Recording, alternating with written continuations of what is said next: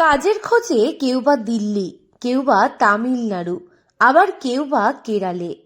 পেটের তাগিদে ভিন রাজ্যে পরিযায়ী শ্রমিক হিসেবে কাজ করতে গিয়ে বাড়ি ফেরা হয়নি তাদের।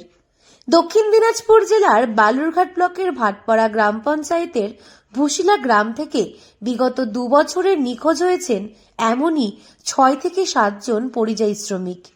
একাধিকবার পুলিশ প্রশাসনকে জানানো হয়েছে। অভিযোগ দায়ের করার পরেও প্রশাসনের পক্ষ থেকে কোনো ব্যবস্থাই গ্রহণ করা হয়নি। এর ফলে এই এলাকার নিখোঁজ হয়ে যাওয়া শ্রমিকদের পরিবারের মানুষ পথ চেয়ে আজও রয়েছে নিজের মানুষ কবে ঘরে ফিরবে। তবে আদৌ কি তারা ফিরবে? উঠছিল, উঠে 9 তারিখে পৌঁছে গেল। 9 তারিখে পৌঁছানোর পর তো ওরা বলেছে যে আজকে সকালবেলা নামলো, তো বিকালে তো বলে ওখানে চান করেছিল, চান করতে করতে বলে দৌড় মারলো নাই ওখান থেকেই তো বলেছি এরকম। এখন ওরা বলেছে যে থানা করছি, এখনো খোঁজ খবর কিছুই নাই।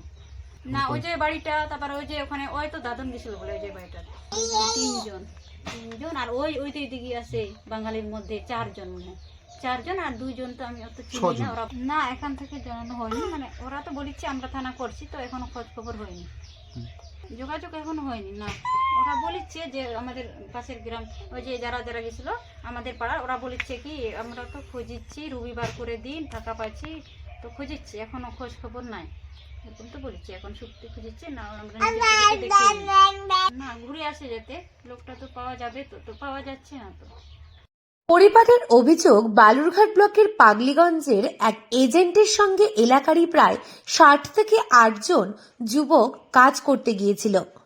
এমনই বিগত নভেম্বর মাসের 6 তারিখে এই গ্রাম থেকে তামিলনাড়ুতে কাজে যান মঙ্গল হেমব্রম। তিনি 9 তারিখে তামিলনাড়ু পৌঁছান, কিন্তু তারপর থেকেই তার আর কোনো খোঁজ পাওয়া যায়নি। স্থানীয় ওই এজেন্ট ফোন মারফত জানান, স্টেশনে নামার পর থেকেই নিখোঁজ মঙ্গল হেমব্রম।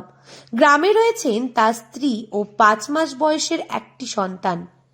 একই ঘটনা ঘটেছিল জোসেফ মুর্মুর ক্ষেত্রে। বিগত কয়েক বছর আগে কাজ করতে গিয়ে আর বাড়ি ফিরতে পারেননি তিনি।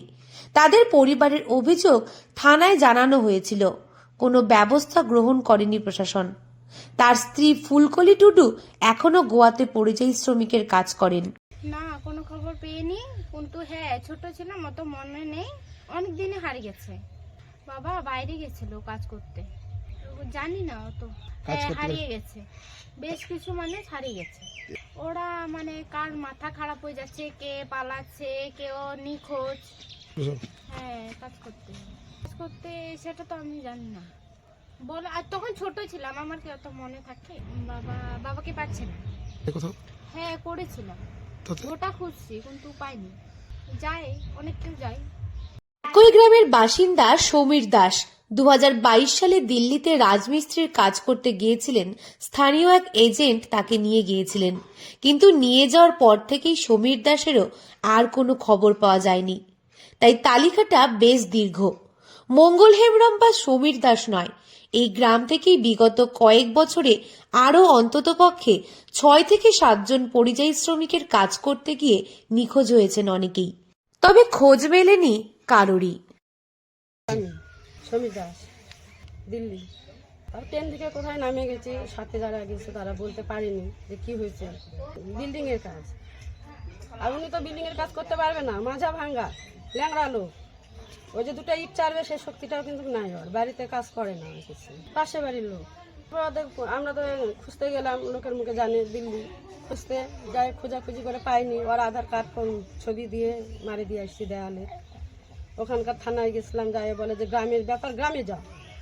এই করে আমরা গ্রামে চলে আসলাম। আসে তো গ্রামের বাড়ি বললাম, ওরা তো কিছু বলে না, ওরা যা করা তোমরা করে নিও। আচ্ছা মিসিং ডায়েরি দিয়েছি, মিসিং ডায়েরি নেয়নি, পরে থানা করছি, আমি কোর্ট থেকে থানা করছি। লাভ তো হয়নি, দেখি এখন বিশ্বাস যে লোকটা খুঁজে পাবো, ওই বিশ্বাসেই করছি। থানা কি করে, খুঁজে দেয় কি না দেয়। স্থানীয় প্রশাসন কি কোনো ব্যবস্থা গ্রহণ করছে এজেন্টদের নিয়ে যাওয়ার ক্ষেত্রে? শ্রমিকরা হারিয়ে যাচ্ছেই বা কেন? এমনই সব প্রশ্ন ঘুরপাক খাচ্ছে সকলের কাছে। দক্ষিণ দিনাজপুর থেকে সুস্মিতা গোস্বামী রিপোর্ট, লোকাল 18 বাংলা।